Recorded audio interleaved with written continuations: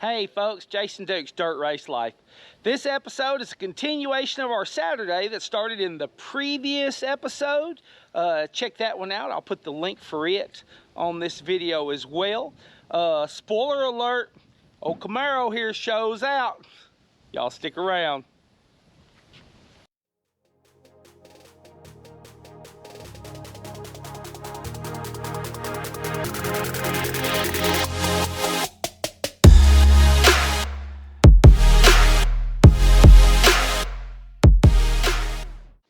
Now I had an enclosed trailer and I went to an open trailer, and I don't know if I'll ever go back to an enclosed trailer. I enjoy an open trailer. I like being light when I tow, and you know, going long distances to shows and stuff. Now I am having to put a little more work into making sure I keep everything secure by having an open trailer. But with pack light, the idea being, you know, if we have a major catastrophe, we're just done, instead of packing and taking all of the repair stuff with us. But I like the open trailer for another reason. You know, when I'm going to the races and stuff, kids love race cars, get a kick out of race cars. You know, we're going to the races and stuff. We have a lot of people that want to look at the car and stuff. Where are you going? Where do you race? You know, is it circle track? What is it? And, you know, we've had more than once where people just fall in and head right on the races with us. You know, they leave for something to do. And the enclosed trailer kind of brings another element to it. You never know, you may be starting a future generation of racers. So yeah, I'm an open trailer guy.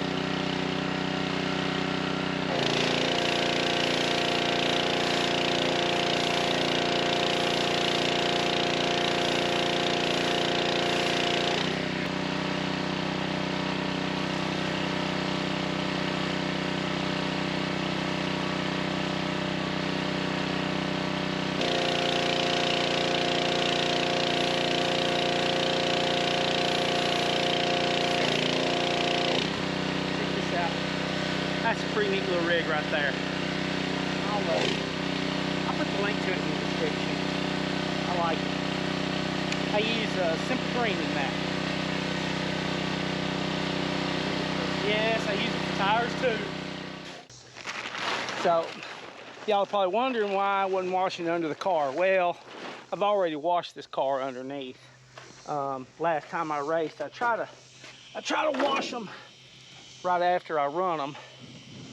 That way, if there's a problem, I'll find it.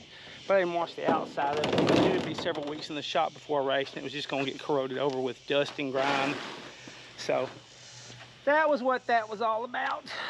So we are ready to get this thing loaded. We are on the road heading to Clayhill, Atwood, Tennessee. Got our car loaded up on the open trailer behind us. Got a good pit crew going on tonight. I got Ryan with me and my wife Kim, and then Rachel and Derek. They're following us over in another vehicle, so got plenty of help. I think it's going to be a good show. Hopefully, I hope they got a good car count tonight. Just wanted to note right quick while I was on the road, I got 4 new sponsors this week for our Dirt Race Life program. Tara Martin, Chuck and Tanny Livingood, and David Adams. Those 4 new ones at the time that we're doing this video.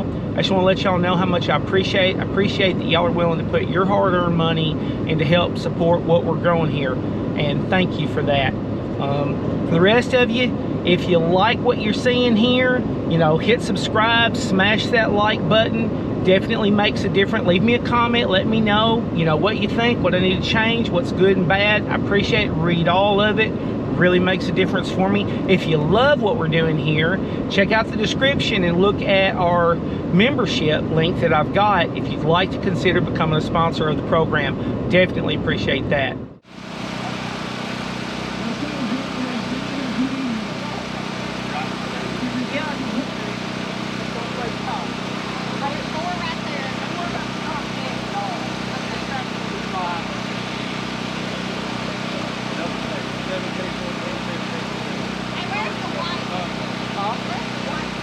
I just got some rags in the truck.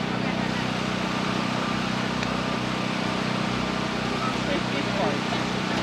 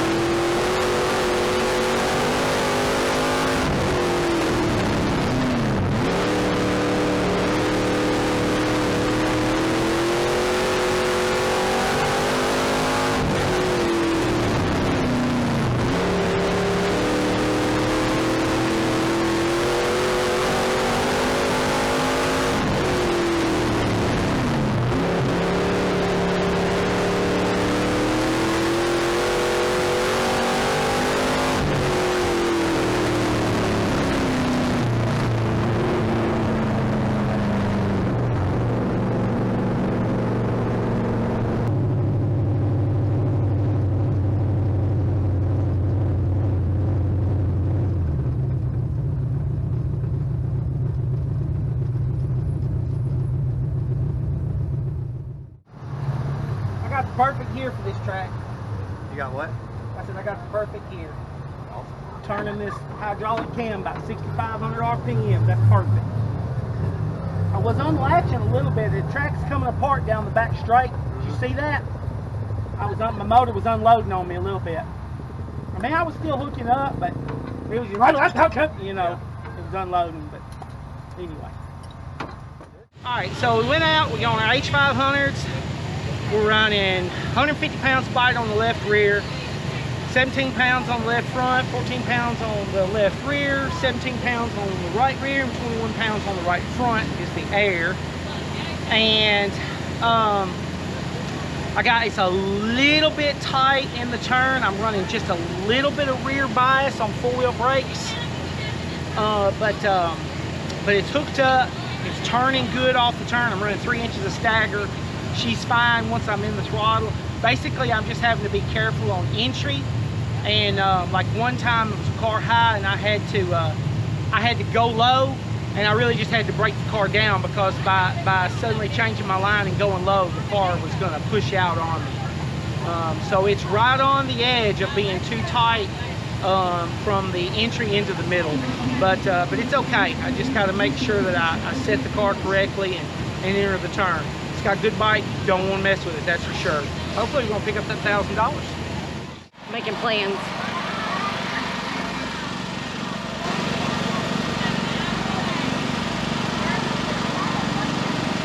Yeah, they're even. So, my left rear is cooler than the rest, which means that I'm driving off my left rear, which that's fine. That explains a little bit, me being a little bit tight, that left rear being a little cooler than the right rear. That explains the, so, on your rear tires, the cooler tire is going to be the one hooked up to the track. The hotter tire is going to be the one that is skating more on the track. It's kind of the exact opposite of what you think, but that's the way it works, you know. So for example, I'm just a little bit tight in the turn and everything, break down the straightaway. My left rear tire is fairly cool. My right rear feels like that it's warming up, like it's getting ready to fire off. Nothing's warming up like it fired off. Because your H500s don't fire off until they get above 140 degrees Fahrenheit. And what that means is the rubber doesn't start working and twisting and the chemicals coming out of it until you get above 140 degrees. I'll also say like that above 140 would be, you know, if once they get above that, if they're that hot, that's when you need to grind the tires after you run them just as well, because they spill over once they cool off. So nothing's fired off. We're not going to grind the tires. The guys are fueling it up. We're going to check the air, leave it right where it was, and we're going to go back out for the feature.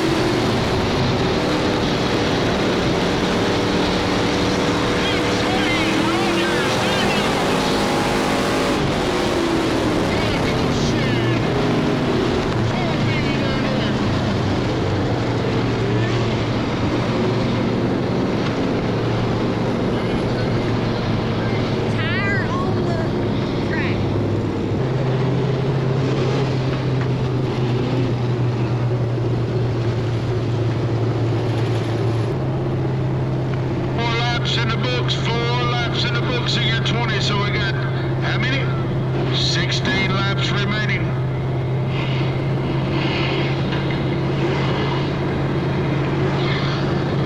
Y'all went to West Carroll, I didn't know if I could add that.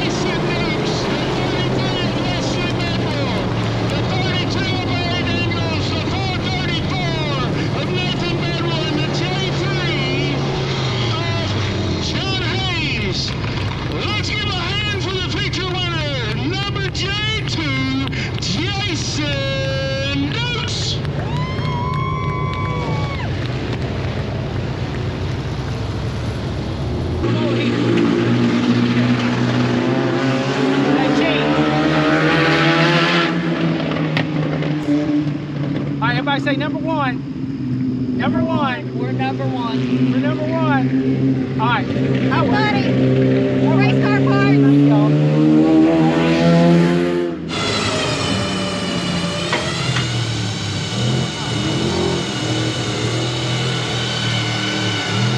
Got Mom on controls over there.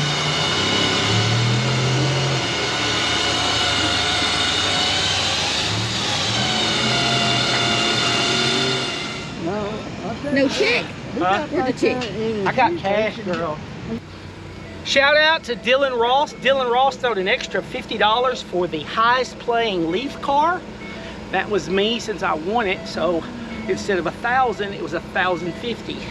I appreciate Phil Caldwell at Clayhill for the 1,000, but I appreciate the 50, which was a donation from Dylan Ross. He runs a number 5 Pure Street, races a lot of crossroads down in Mississippi.